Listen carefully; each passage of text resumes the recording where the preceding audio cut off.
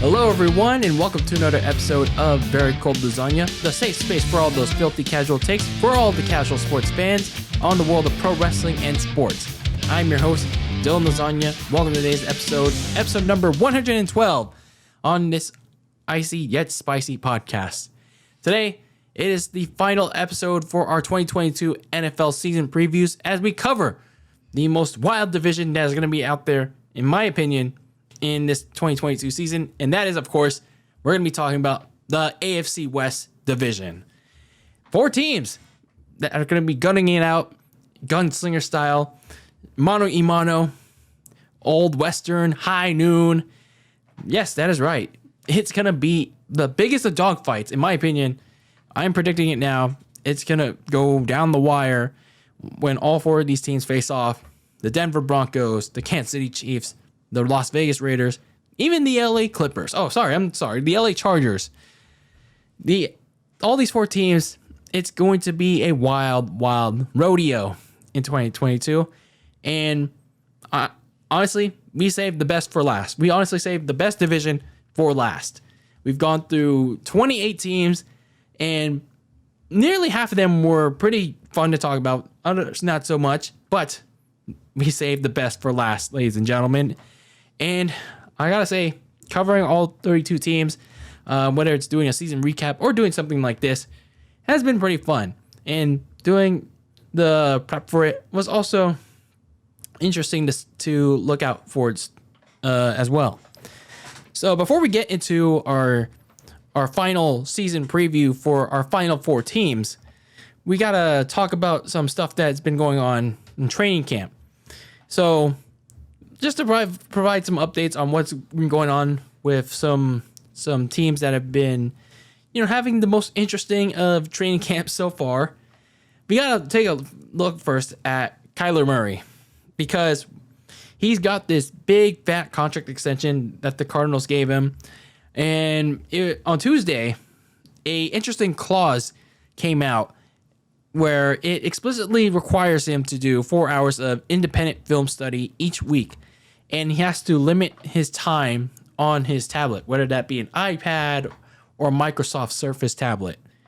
And I gotta say, when the extension was initially first announced, I think it was on Monday, I believe, this past week, I gotta admit that I was kind of disappointed by Arizona. I mean, sure, like, you need to commit to your long-term current quarterback, and you gotta get him paid.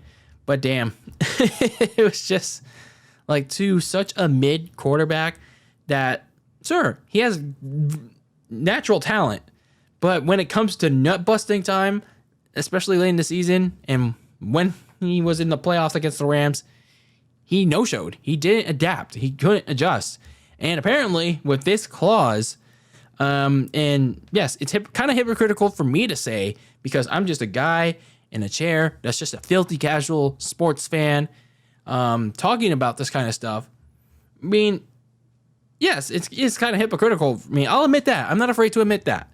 But as the professional athlete in Kyler Murray that he is, he's supposed to do his homework. He's supposed to do the studying that he has to do. And for the Cardinals to explicitly put that in his contract shows some distrust, some concern when you're Arizona. So the fact that he has to do 4 hours of independent film study each week, mandatory, when you have guys like Tom Brady, Josh Allen, Patrick Mahomes, Joe Burrow, hell, even the likes of a backup in, who knows, like, who's the backup I can think of? Jacoby Brissett, I don't know. They do the film study like outside of practice, or in their day off. They don't need to be told that they have to do film study, because they're already prepared. They have to be prepared for this kind of thing. And the fact that the Cardinals have to explicitly tell Kyler Murray to do 4 hours of studying each week is kind of telling of how Kyler Murray is as a player. I mean, is he lazy? Is he Is he stuck in the head? I don't know.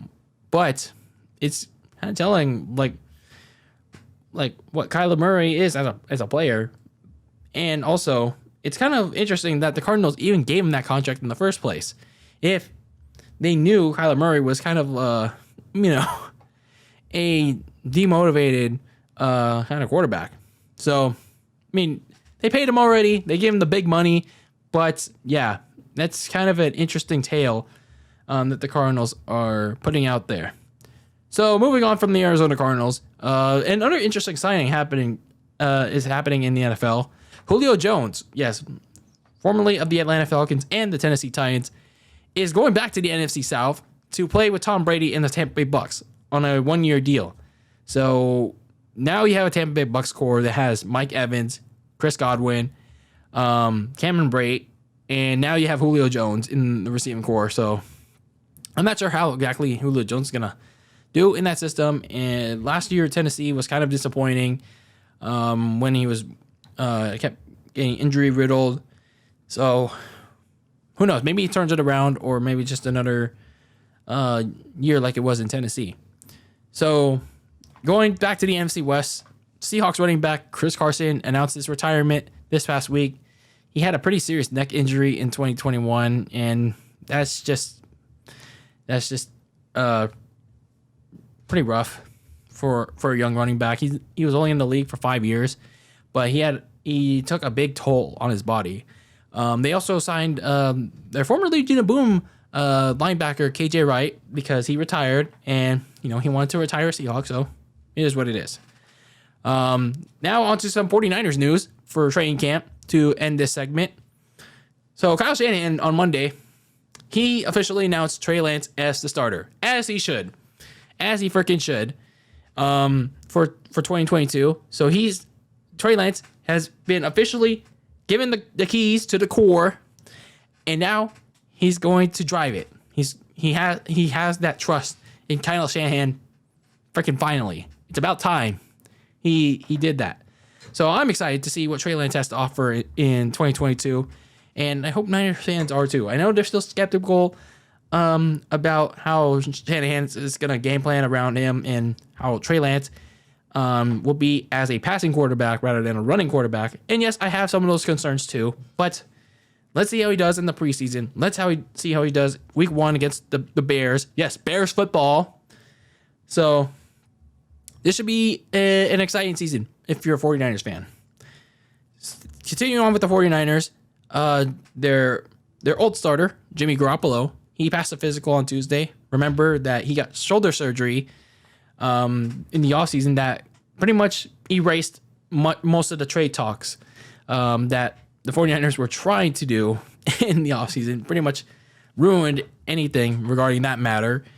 But he passed his physical this past week on a Tuesday, and now the 49ers are pretty much free of clearing. They're pretty much clear of having to pay a $7.5 million injury guarantee that they would have had to pay if he didn't pass the physical and released him outright. So now they're free to pretty much do whatever they want with Jimmy G.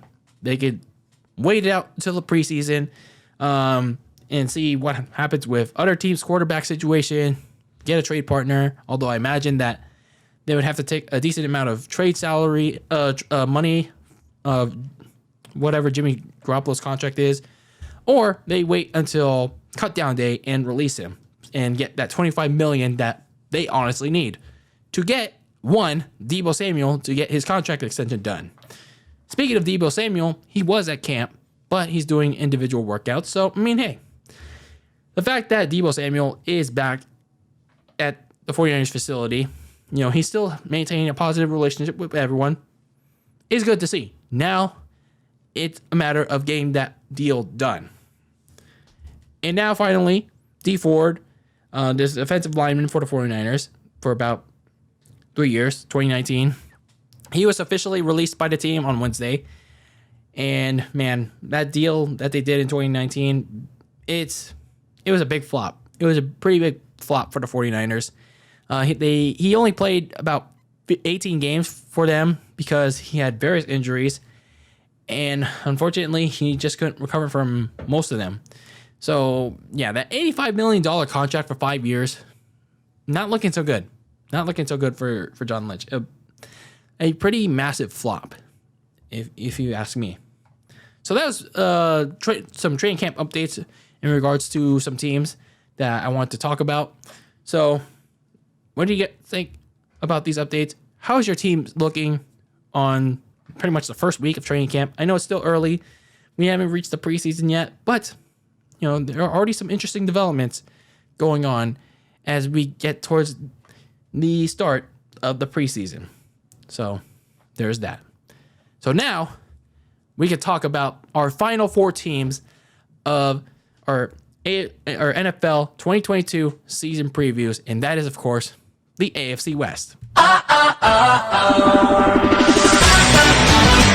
The AFC West in 2022 is going to be shaping up to be a dogfight. You have the Denver Broncos, who got a new quarterback, and a very proven one. You also have the Las Vegas Raiders, who went through a lot of adversity in 2021, and they followed up that adversity by getting their quarterback in Derek Carr, his old buddy from Fresno. We'll mention later on when we talk about them. The LA Chargers, well, they had their typical year clippering like their basketball counterpart, and they missed out on the playoffs on the very last field goal in 2021. But they made some very good additions. And as for the division-leading Kansas City Chiefs, well, let's say that their offseason was not as great as their other 3 counterparts. But they still have their quarterback in Patrick Mahomes. And that's why I think that this division is going to be the most competitive out of the bunch. Out of all 8 divisions, out of the other 28 teams, these 4 are going to be the most competitive. They're going to be fighting each other very hard to not only for the division title, but just to get into the playoffs. So that's why I'm so excited to talk about the AFC West today, and I hope all of you watching are excited to hear me talk about them. So with that being said, let's get started talking about this wild, wild west of a division. So the first team that we're going to be talking about today is in the Mile High, and that is the Denver Broncos. Now, if you're in Broncos County, for the last couple of years, it has not been kind, especially ever since Peyton Manning retired, got you to a Super Bowl in Super Bowl 50, and pretty much went out with a bang for his career. But unfortunately, since then, things have not been kind. You've been through multiple quarterbacks. Your defense has regressed. And, well, we don't need to say more about the offense. You also gone through a couple of new head coaches. But 2022 could present some change, especially after how 2021 went, which pretty much proved to be the last straw. So Denver in that season were one of the teams that had a 3-0 start, but a fluky one because, well, the teams that they beat, the Giants, the Jaguars, the Jets, all pretty bad teams in 2021. And then after that, they went 4-10 the rest of the way because, well, their offense sucked yet again. Vic Fangio kept fucking around with the offensive game plan, and he didn't know what to do at quarterback. Teddy Bridgewater was, he wasn't outright terrible, but I'd say he's below average. He was very below average, and he didn't know what to do with the ball. But Drew Lock was he was terrible. So neither of them could advance the ball, stretch the field. They barely could score points in the passing perspective. So the only positive thing when it comes to the Denver Broncos offense in 2021 was their running back core of Javonte Williams and Melvin Gordon, that 2-headed running back attack. And this was all despite having a top 5 defense. So for the Denver Broncos, a 7-10 record was it looked okay on paper, but when you look at the grand scheme of things, it was bad. It was another bad year for Denver. Vic Fangio was finally let go, and in came in former Packers offensive coordinator Nathaniel Hackett, who has worked with a 2-time MVP, 2 straight MVP in Aaron Rodgers. So for the Denver Broncos, you got this head coach. Now you need a quarterback, and you want to have that goal of finally getting over the hump and getting back to the playoffs for the first time since Peyton Manning retired, and maybe even go for more. And, well, looking at their biggest key offseason move, they are one step towards making that goal happen. And that, of course, is the trade to get Russell Wilson out of Seattle to go to the Mile High. So, yes, they went out, gave up a shit ton to go get Russell Wilson. So, at the time, yes, it was like a pretty unexpected trade. Pretty unexpected. Because of all the teams that Russell Wilson was predicted to go to, the Saints, the Dolphins, or who knows, like what, I forgot what other teams were there, but the Denver Broncos, I don't think he was on that list. So Russell Wilson, now Denver Bronco. The Denver Broncos gave up Drew Lock, tight end Noah Fant, defensive end Shelby Harris, a couple of first and second round picks, and a fifth round pick. So a pretty massive haul just to get Russell Wilson, to get the quarterback that could take them to the promised land. And it's looking very good if you're in the Mile High, especially with the additions that they put around the new quarterback that plagued them in Seattle, like an offensive line, investing in that group and investing in the pass rush, such as getting some additions from the 49ers, like offensive tackle Tom Compton, and in the defensive side, defensive tackle DJ Jones, and in the secondary, K'Wan Williams at corner. And then even more in the pass rush when you get Randy Gregory from the Dallas Cowboys. That pass rush has been intensified. And looking at some of the re-signings, you had Melvin Gordon, which was kind of an odd re-signing, but you still got that two-headed attack with Gordon and Javonte Williams. Safety Kareem Jackson is staying on, so a Denver defense is getting really dangerous there. And their losses, they were not that bad. You lose Bryce Callahan to the LA Chargers. You lose your other corner in Cal Fuller to the Baltimore Ravens. Micah Kaiser goes to the Las Vegas Raiders. So, all in all, your additions outweigh your losses. So, if you're the Denver Broncos, it wasn't too bad. So, looking at some of their draft picks, they didn't have much because, well, the Russell Wilson trade. They drafted a tight end from UCLA by the name of Gray Dulcich, as well as getting a linebacker by the name of Nick Bonito. So, adding more pieces to both sides of the ball. And for the Denver Broncos this season, this is almost a complete team, almost, because we don't know how far Russell Wilson can take them. Like, sure, he elevates them to playoff, maybe deep playoff contention, because, well, he's taken the Seahawks to the playoffs multiple times. Aside from the fact that the Seahawks haven't made it back to the NFC Championship game since which Super Bowl. But Russell Wilson, nonetheless, has made it to back-to-back Super Bowls. He's won a Super Bowl. So you know what you're getting from Russell Wilson. He elevates this team. But can he elevate the rest of the offense? That's the other important thing to keep in mind here. Like, a lot of these players on offense still have something to prove. Like Cortland Sutton, Jerry Jeudy, Javonte Williams, Tim Patrick, Greg Dulcich. That defense is still a top 5 defense, so they're fine. But when it gets to the case of whether or not they're in playoff contention, like if they get to that point, they have to get that experience in those biggest of games. So, yes, Russell Wilson makes them a playoff contender, but how far can he take them? How far can he take them when those games really matter? That remains to be seen. So looking at some of their key games in 2022, it's the very first game in Seattle.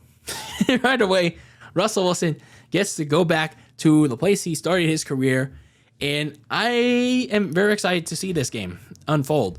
It's a Monday nighter, so you get to not only see the debut of Russell Wilson in a Broncos uniform, you also get to see the debut of the Monday Night Crew of, well, the NFL on Fox guys, the top crew. But it's going to be interesting that you like how the Seahawks crowd reacts to Russell Wilson when he comes out. Are they going to give him the Tom Brady treatment where Tom Brady was cheered during introductions, and then during the game he was booed every time he tried to throw the ball, and then after the game he was like celebrated again? Or is it going to be like that LeBron James Miami Heat situation, or Kevin Durant when he went back to Oklahoma City kind of situation where they just relentlessly booed him? So it's going to be an interesting game, a very interesting game. I mean, we know how Seattle's going to be in 2022, but this game for Denver is going to be like kind of like that first test for them. Yes, it's Seattle, but for the Denver Broncos are going to be like a team that, sure, we have a new quarterback, but we have to figure things out first. Then you have a week 3 game against the 49ers at home on a Sunday night. You're playing against a very good defense and a quarterback that has a lot of upside potential in Trey Lance. Sure, it's your old division rival for Russell Wilson, but you want to make sure you get this victory out if you're Denver. Then things start picking up in terms of the AFC West perspective, because now you got to go to Las Vegas the week after to play the Raiders, and who have a new toy on offense and a improved defense as well. Then you go to the LA Chargers 2 weeks after to play a pretty similar, but also maybe even more balanced team than Denver. So who knows? Who knows how they match up? And then late in the season, that's where things get interesting, because whether or not you'll be in contention for that AFC West crown, or just trying to compete for a playoff spot, because there's only so much room for many of them.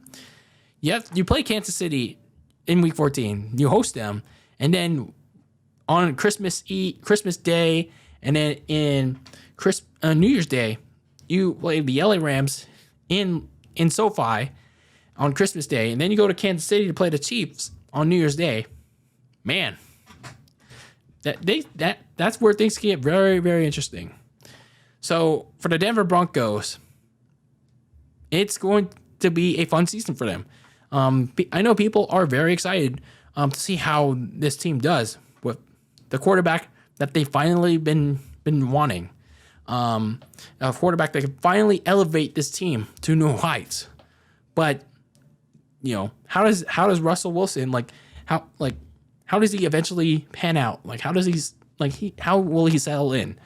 How does he spread that ball out in a good way, in a balanced attack, when you have Cortland Sutton, Jerry Jeudy, Tim Patrick, Greg Dulcich, and maybe even Melvin Gordon, Javonte Williams? How do you evenly distribute that? There's a lot of questions to answer for this offense. We know so much about the defense already. We know their potential.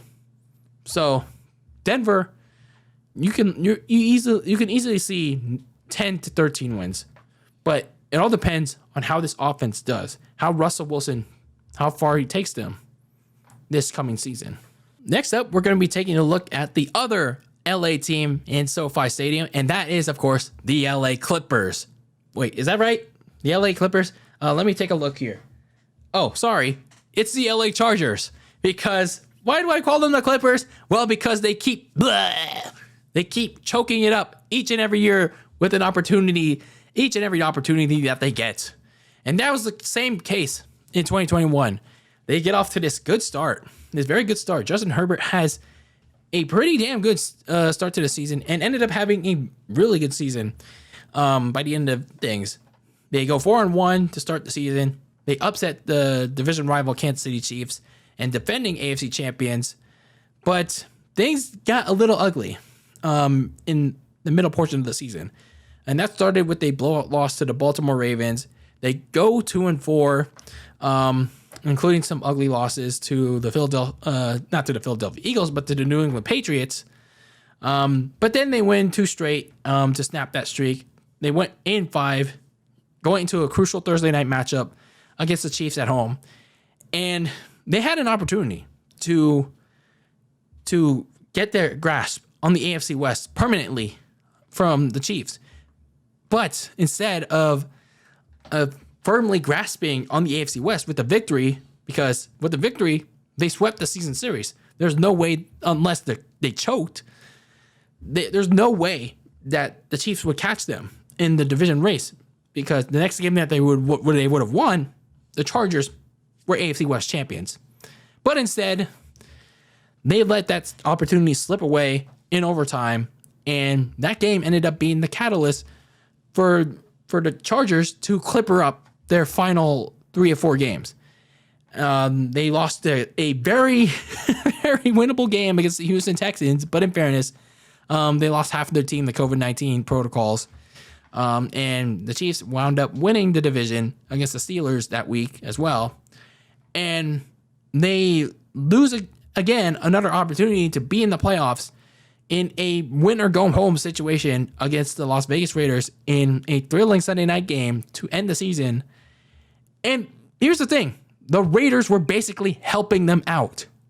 I'm still sticking to this. 7 months later, the Raiders were basically helping out the Clippers get into the playoffs by burning the rest of the clock that was left in overtime to tie the game. They were helping each other out. But Brandon Staley got so damn stupid by calling a timeout, and it changed everything for Rich Bisaccia and the Raiders, and they elected to go for it on a 3rd down and seal the game away on a field goal. And that left the Clippers out of the playoffs yet again, wasting a great performance from Justin Herbert and a great season from him. How stupid are the Clippers? So, if you're the LA Clippers, to prevent another clippering in 2022, especially against a highly competitive AFC West division, you gotta help Justin Herbert. You gotta help him reach that promised land of experiencing the playoffs for the very first time in his career. I know it's his 3rd year, but you gotta help him out, man. You already helped him out with the offensive line last offseason. Now you got to help him out with the defense.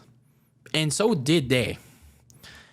So looking at some of their key offseason moves in free agency and the draft, you re-signed Mike Williams and Jalen Guyton. So 2 key pieces in that offense to help out Keenan Allen. They re-signed defensive end Christian Covington and their kicker Dustin Hopkins, who proved out to be pretty solid and reliable somewhat when they signed him midseason. Excuse me. But their biggest additions were, of course, on defense, and they exactly nailed that. They got J.C. Jackson from New England. They also got Kyle Van Noy, their outside linebacker. So J.C. Jackson will be very valuable to the development of Asante Samuel Jr. They also got in a trade Khalil Mack from the Chicago Bears. Just all they had to give up was a 2nd-round pick in this year's draft and a future 6th-round pick. So for the Chargers, they upgraded in the secondary and the pass rush already. They also got Sebastian Joseph Day from their crosstown rival Rams, and Austin Johnson from the New York Giants, both defensive tackles. And honestly, they didn't lose much. They didn't lose much in free agency. All they lost was Brian Bulaga. They released him because of the injuries, and that was pretty much it. That was the only major loss that they encountered. Now, looking at some of their draft picks, they continue to invest in the offensive line because, protecting Justin Herbert always is the number one priority. But, of course, getting him some help on defense is too. They got a guard from Boston College in Zion Johnson. At safety from Baylor, JT Woods. And UCLA defensive tackle Tito Ogbonia, if I'm pronouncing that correctly. So, for the LA Chargers, like I said, their biggest weakness was on defense in 2021. They couldn't stop the run. That proved to be crucial against Josh Jacobs and the Raiders in that season-ending loss. They couldn't stop any teams from converting 3rd downs. So what did they do in the offseason? Get Khalil Mack, get Kyle Van Noy to beef up that run defense, to beef up the pass rush. They should be nice pieces opposite Joey Bosa and Christian Covington on that defensive line. But of course, they got to stay healthy in order for that LA run defense to dominate in the trenches. Khalil Mack hasn't really had a fully healthy season in the past year or so. So they just got to stay healthy, make it come together for them to thrive. As for J.C. Jackson, like I said, he should be a big addition to that Chargers secondary that also has Derwin James at safety. So who knows if they can make or break this Chargers defense. Now, looking at some of their key games in 2022, as with the Denver Broncos, as with the Las Vegas Raiders, as with the Kansas City Chiefs, it's basically every AFC West game that's out there. So every game counts in this division. If you lose any or get swept by any division rival, you are screwed. You are screwed if you're the LA Chargers. Same goes for every team in this division. But looking at some of their non-division games, Week 10 against the 49ers in San Francisco or Santa Clara against a promising young quarterback in Trey Lance. And then you have a game in Week 14 against the Miami Dolphins that could prove to be crucial if the Dolphins in Tua Tagovailoa and Tyreek Hill, if they're in playoff contention by that point. And then the Week 17 game on New Year's Day against the LA Rams. The Chargers are the home team. But we'll see how that fares out. Which fan base in LA will be more prominent in this game. That's pretty much their own stadium. So we'll see how that fares out. So if you're the Chargers, they really invested well on the defensive end. But how much will these offseason additions really help them? I mean, J.C. Jackson's a really good corner. Getting Khalil Mack was key to getting Joey Bosa some help. But of course, when you actually get on the field, when you actually go out there and perform, everything will depend on how they actually do. And of course, how will Justin Herbert do? I mean, he's had two really good seasons so far. One Offensive Rookie of the Year, and in 2020, and he followed that success with another good season in 2021. But unfortunately, the rest of his team let him down. So, can Justin Herbert continue his success from last season?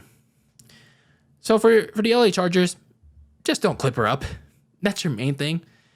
You got Justin Herbert a lot of help already. Now, just go out there, deliver, put out a good game plan, stick to it. Don't get conservative. Don't choke. Don't clip her up. Just hope and pray that the football guys and gods are nice to you, and maybe, just maybe, you'll eke out maybe 9 to 12 wins this season.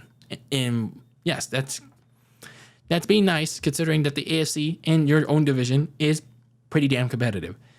But if you want to achieve that goal, just don't clip her up. Ha. So let's take a trip down to Las Vegas, to the Sin City, to take a look at the Las Vegas Raiders. Now, we're going to take a roll of the dice. We're going to take a gamble here, because that's exactly what the Raiders did in 2021. They took a very big gamble, and it was a mix of good and bad in last season, because it was a season of hell and high water. They started 3-0. Two of those victories came in overtime against the Baltimore Ravens and the Miami Dolphins. But then things started to tailspin following week 5. There's this email scandal by then head coach John Gruden, where he said a lot of very bad things to a variety of teams and players, and that led to his resignation. And in the interim, special teams coach Rich Bisaccia at the time took his place. And then you get to the bye week. You're 5-2. You still feel pretty solid of where you are. And then things really go downhill. Receiver Henry Ruggs gets involved in a deadly DUI car crash that kills another driver and her dog. And he is facing some serious jail time, maybe even a life sentence. And corner Damon Arnett, a week later on Instagram Live, oddly shows off some firearms and makes some death threats on a live social media broadcast. So both of them end up getting released. So at that point in the season, when you come off your bye against the New York Giants, they clearly looked like they were emotionally impacted. And not just emotionally impacted, but like from a football standpoint, impacted as well, because there was no downfield threat for Derek Carr. There's not really much of a top option for him. That defense had an even harder time on third down, stopping teams from converting first down, stopping teams from making points, and they would lose their next 5 or 6. They got embarrassingly swept by the Kansas City Chiefs, where the Las Vegas Raiders got outscored 23-89. Yeah, in those 2 games, and that included a Sunday night embarrassment at home. But their gamble, all that bad luck, it kind of took a left turn. They got some dough, if you know what I mean, because Chargers clippered up. Other AFC wildcard teams like the Miami Dolphins, they lucked out in a bad way, and the Raiders, they fought through one last run. They won 4 straight. They even got some key victories against the Indianapolis Colts and the LA Chargers to net a playoff berth. And a lot of that had to do with the play of Derek Carr and the breakout of slot receiver Hunter Renfrow, who looked pretty damn good in those 4 games. And yes, they lost a close game to the Cincinnati Bengals, the eventual AFC champions, but the fact that they even got to that point of getting a playoff game and cutting it close to the Bengals is astonishing. Like, a lot of players deserve credit. Rich Bisaccia deserves credit to fight through that adversity and make it to that point. It's just unfortunate that Rich Bisaccia was not put on as a permanent head coach. But hey, you got to respect him for what he did to get him to that point. Now, in the offseason, they hired New England Patriots offensive coordinator Josh McDaniels, as well as an executive by the name of Dave Ziegler, to be the next GM head coaching duo. So, Josh McDaniels is known for working with Tom Brady for much of his life, and he last worked with Mac Jones before getting hired. So, for the Raiders, your top goal is obviously to get back to the playoffs and make a deep run with Derek Carr. Now, your steps towards making that goal started with the offseason after you had hired McDaniels and Ziegler. Looking at some of their key offseason moves, you re-signed Derek Carr, you extended Max Crosby, you also extended Hunter Renfrow. So, your key 3 guys have all been extended for a long-term future. So, we'll see if it pans out, and we'll see if it works out. But looking at some of their additions, this is where the Las Vegas Raiders really stood out in this department. They made a massive trade to go out and get Davante Adams from the Green Bay Packers, get another weapon for him, for Derek Carr, because, well, as evident in 2021, Hunter Renfrow is a good, reliable option. Darren Waller is also pretty solid, but you don't have a downfield threat, and that's where Davante Adams comes in, especially during his time with Aaron Rodgers with the Packers. And all they had to give up was their first round and second round pick in this year's draft. So a win for the Raiders. They didn't really have to give up much. So looking at their other additions, you look at Chandler Jones, the linebacker from the Arizona Cardinals, Kenny Young from the Denver Broncos, corner Chris Jones from the Tennessee Titans, and in a player swap, they got corner Rock Ya-Sin from the Indianapolis Colts, and they gave up defensive end Yannick Ngakoue. So for the Raiders, they got some pretty good additions in the offseason to balance out their new team going into 2022. So looking at some of their losses, as a result of their new additions, they lost Marcus Mariota, their backup, and Casey Hayward, their corner, to the Atlanta Falcons. They also lost Zay Jones, but then again, they didn't really want to overpay him to the Jaguars. They also lost Corey Littleton to the Carolina Panthers. He was a solid linebacker for them. They also released Carl Nassib, the defensive end. So overall, I mean, if you're the Raiders, it wasn't so bad. Looking at some of their draft picks, they didn't have that many because of the Davante Adams trade. Looking at guard Dylan Parham from Memphis, so you're hoping he pans out on the offensive line, and defensive tackle Neil Farrell Jr. from LSU. So for the Raiders this coming season, I mean, they're not exactly a perfect team.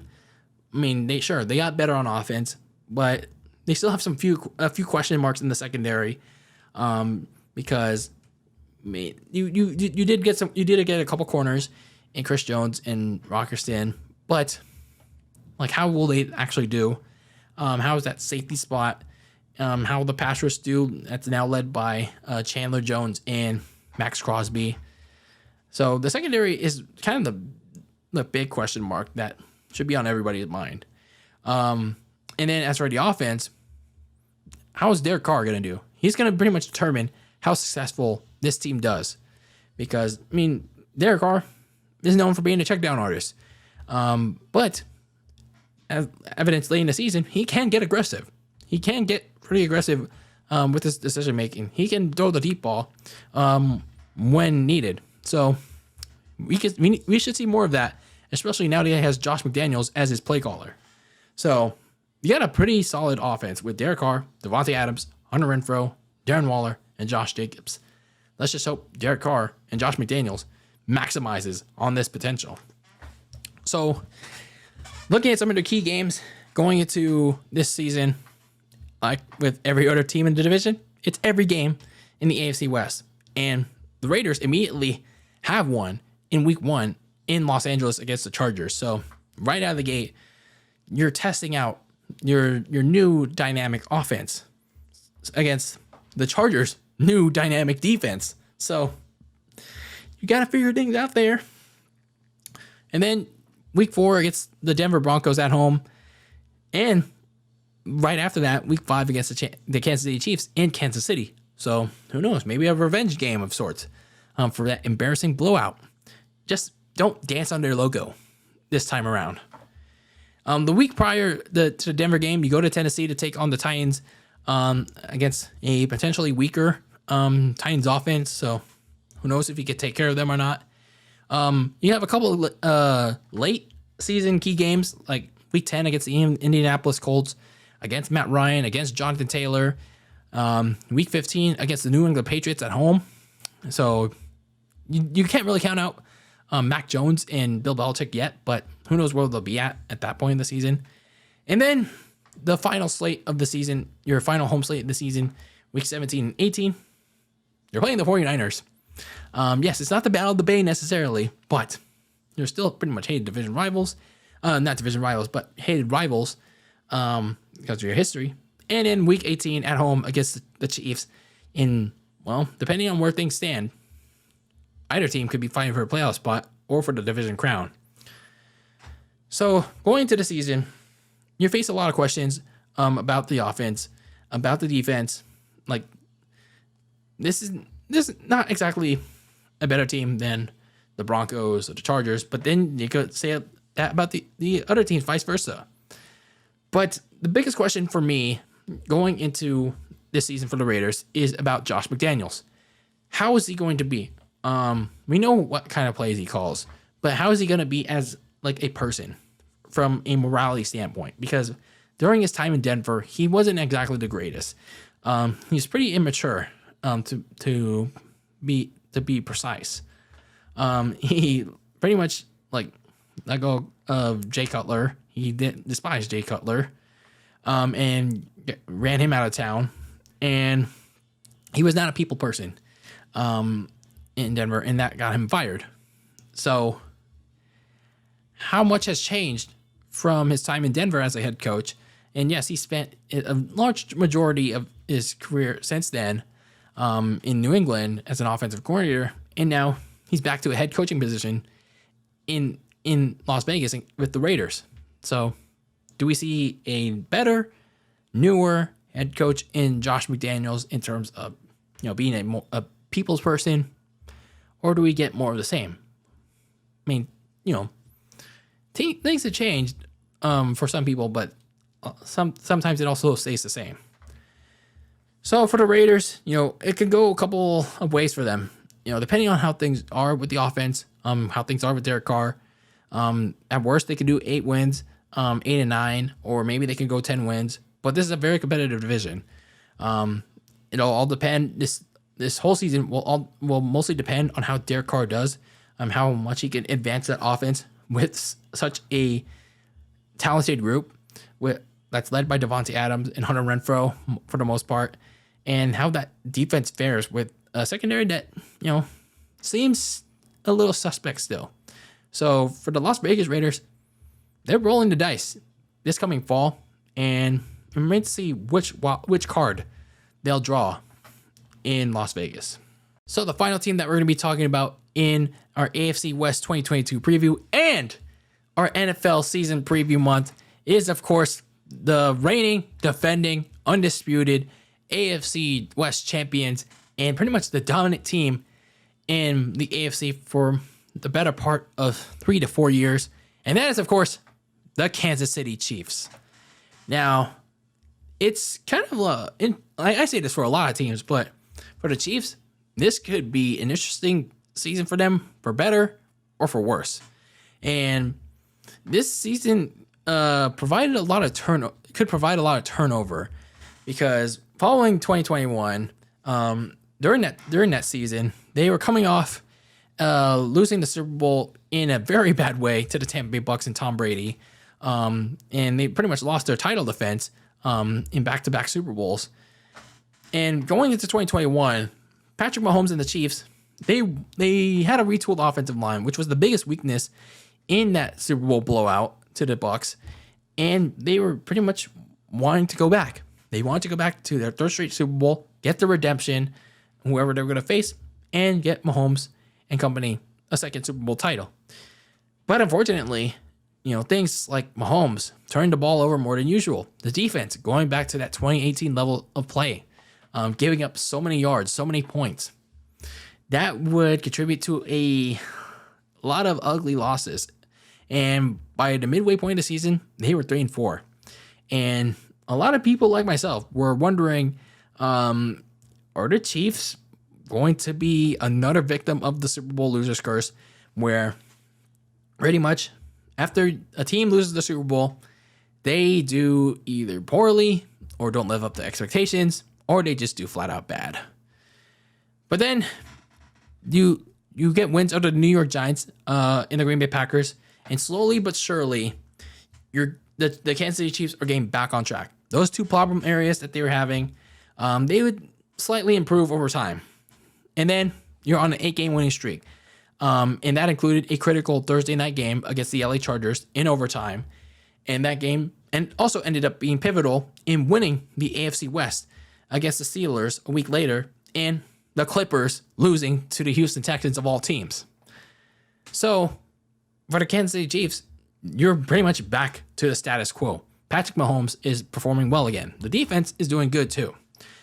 But because you lost to the Tennessee Titans during that 3-4 stretch, you lost out on a chance to clinch the top seed, especially solidified by the fact that you had that 8-game winning streak snapped by the Cincinnati Bengals in an upset. But in all honesty, it wouldn't matter come playoff time. You easily disposed of the Steelers and washed Ash Big Ben, and you barely outlast Josh Allen and the Buffalo Bills in a thrilling, nail-biting divisional game. And you're back in the AFC Championship game. All you had to do was overcome the Cincinnati Bengals and Joe Burrow with their crappy offensive line, who somehow managed to get past the Tennessee Titans in their 9-sack sandwich. But against the Cincinnati Bengals, despite having a 21-3 lead before halftime, they seem poised to make good on that promise of returning to the Super Bowl and getting their redemption. But then the second half happens. Conservative coaching from Andy Reid, mistakes from Patrick Mahomes, the 2018 level of defense, pretty much the mistakes of Chiefs history it comes back to bite them in the ass. And that allows Joe Burrow, Jamar Chase, and that Bengals team to claw back into the game. They even took the lead late. And then the Chiefs managed to force overtime on a field goal. And then when it came to the overtime coin toss, and then people were wondering, oh shit, is this just like the Bills game? The Chiefs won the overtime coin toss. Are the Chiefs going to win it? And then we get to overtime. The Chiefs won the coin toss, but unlike the Bills game, the Chiefs turn the ball over. Mahomes forces a pass to Jesse Bates, I believe it was, and all they can do was watch Cincy milk it all the way down the field and kick their Super Bowl return dreams away for good. So a disappointing end, but if you're the Chiefs, you at least managed to overcome the Super Bowl losers curse. You at least managed to get to the AFC Championship game. Most of the teams in the last decade couldn't even say that. So, of course, if you're Mahomes and that Chiefs team, you want to get back to the Super Bowl in 2022. And that goal is definitely going to be harder with a much more competitive AFC West and a more competitive AFC. So, looking at some of their key moves in the offseason, you re-sign Jared McKinnon, you extend Frank Clark, you also re-sign tackle Andrew Wiley. And then looking at some of their additions, it's honestly not many to counter the losses that you had in the offseason. You signed safety Justin Reed from the Houston Texans, and there's a good reason for that signing. You also signed receivers Marquez Valdes-Scantling from the Packers, receiver Juju Smith-Schuster, which was surprising considering that you'd think that he would want to play for the Steelers again, but I guess not. They also signed Ronald Jones from the Tampa Bay Bucks, even though they have a litany of running backs in Kansas City.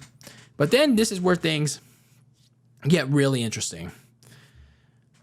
They lost a lot of key people. Firstly, their biggest piece on offense, aside from Patrick Mahomes and Travis Kelce. They lost their speed. They lost their speedster in Tyreek Hill because I guess they didn't want to pay a massive amount of money to him, so they shipped him off to the Miami Dolphins. And in return, they got a big haul back. A first-round pick, second-round pick, fourth-round pick in this year's draft, and a couple of late-round picks in next year's draft. So they get a big haul return, but they lose their speed, their proven speedy receiver. And in my opinion, that's bad. That's very bad. So they also lose their leader on defense, Tyrann Mathieu, and as well as strong safety Daniel Sorensen to the New Orleans Saints. So Tyrann Mathieu went home. He went home to play for his homecoming team, the Saints. Charvarius Ward, the corner, went to the 49ers. Byron Pringle, their fourth or fifth receiver, went to the Chicago Bears to play some Bears football. Melvin Ingram, their outside linebacker that they got midseason, went to the Miami Dolphins as well. So looking at some of their draft picks, they got a corner by the name of Trent McDuffie to replace Charvarius Ward. McDuffie is from Washington. George Karlaftis from Purdue, defensive end. From Western Michigan, a receiver by the name of Sky Moore. So pretty solid key picks from the Kansas City Chiefs. But here's the thing. If you're the Kansas City Chiefs. You added guys like Juju Smith-Schuster, Marquez Valdes-Scantling, and Sky Moore. In my opinion, I don't think that's enough to replace Tyreek Hill. And yes, you have Travis Kelce, but defenses are going to double him even more. They're going to attack him even more. And Valdes-Scantling wasn't exactly the best receiver. He wasn't even an average receiver when he was Aaron Rodgers in the Packers. Juju Smith-Schuster, I mean, he was better. He was better than Chase Claypool at least, but nothing to brag about. And we'll see how Sky Moore pans out. Maybe he'll provide the speed that they lost with Tyreek Hill. So we don't know yet. Like we don't know yet. But for now, all three of those guys are not enough to replace Tyreek Hill. And definitely teams are going to attack Travis Kelce even more. The defense is another story. It's very troublesome right now. Tyrann Mathieu was the leader on that team. Who's going to be that guy that calls out the defense for its problems? Who's going to be the guy that is the guy? Who's the guy on that defense that calls out the plays? Who steps up when it matters most? It's just worrisome. Sure, you have a good pass rush, but that can only do so much when your secondary is giving up a lot of yards, a lot of points to opposing offenses. So whoever it is especially in the corner spot, between DeAndre Baker, Rashawn Fenton, L'Jarius Sneed, the rookies that they drafted, I don't know. I don't think it's enough. Like they're being tasked with so much in just trying to improve one of the most middling secondaries in the NFL from last year. Especially considering the fact that they're going to be competing against a much more competitive slate of quarterbacks in the AFC, let alone their own division. So looking at some of their key games in 2022, like with every other team that has been discussed, it's every single game in the AFC West. Such is the case their home opening game against the LA Chargers on a Thursday night. And that is the first Thursday night game on Amazon Prime Video. Yeah, fuck that.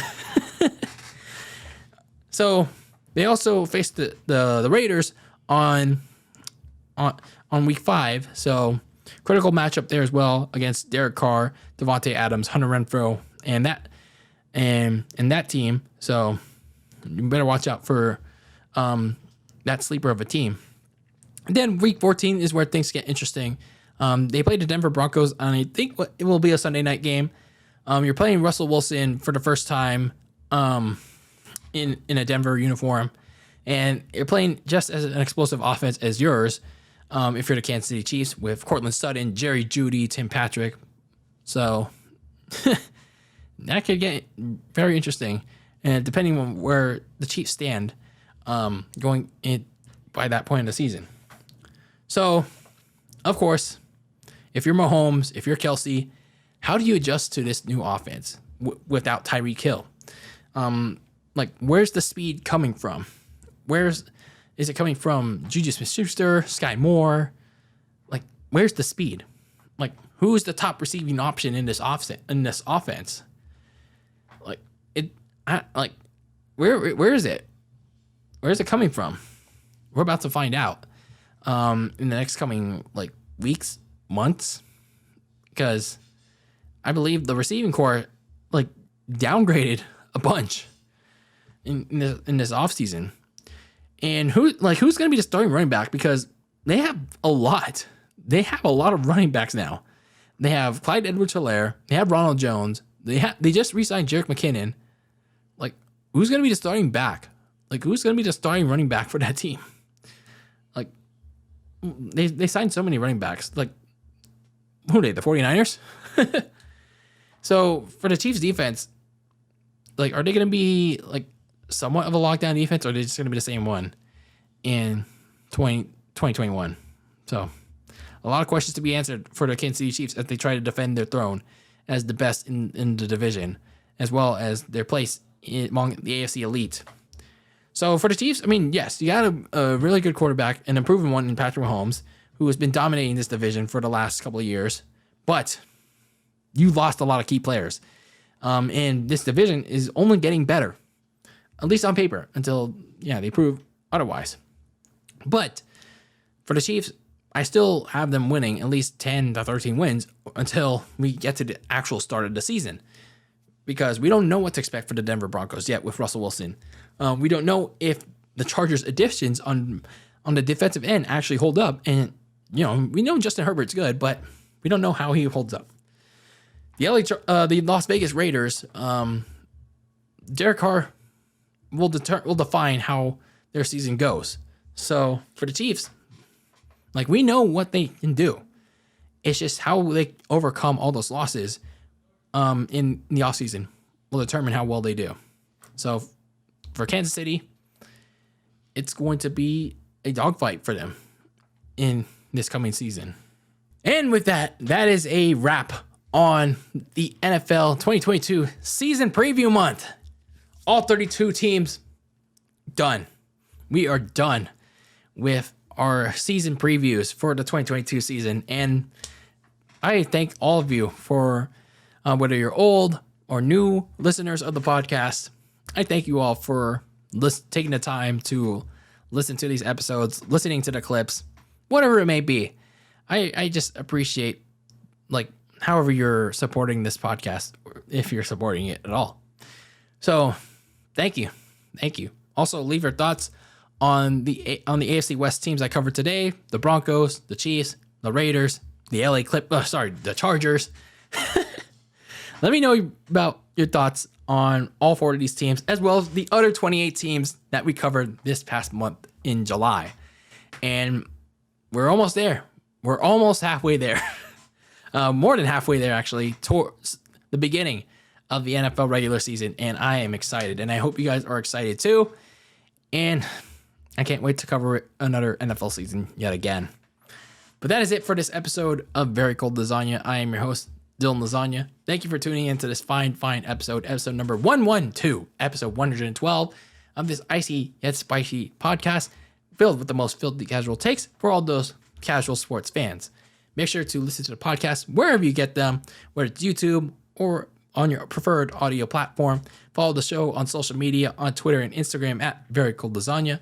And as always, keep that lasagna very cold in the fridge with your takes on the world of pro wrestling and sports. And until next time, and until the NFL season kicks off in 2022, we'll be talking about football yet again. But until then, peace out.